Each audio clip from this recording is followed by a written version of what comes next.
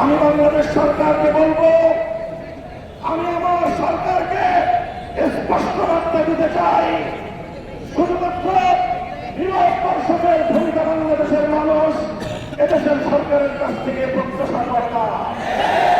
আপনারা ভারতকে, ভারতের প্রয়োজনে রাষ্ট্রদূতকে তলব করে যেভাবে আওরঙ্গজেবের সমাধিকে কেন্দ্র করে নতুন করে ভারত জুড়ে দাঙ্গা বাড়াবার পায়তারা চলছে, এটাকে যেন বন্ধ করার চেষ্টা করা হয়।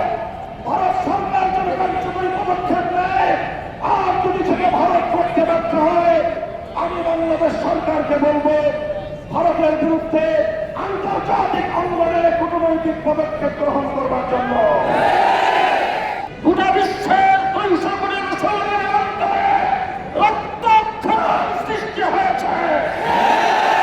আজকে গোটা বিশ্বের মুসলিম রাষ্ট্রপ্রধানদেরকে বলবো, আপনারা ইসরায়েলের বিরুদ্ধে জিহাদের ডাক দেন।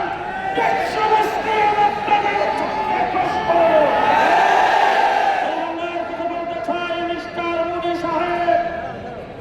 আপনাকে অনুরোধ করে আগেও বলছি, এখনো বলবো, একটু আফগানিস্তানের দিকে তাকান।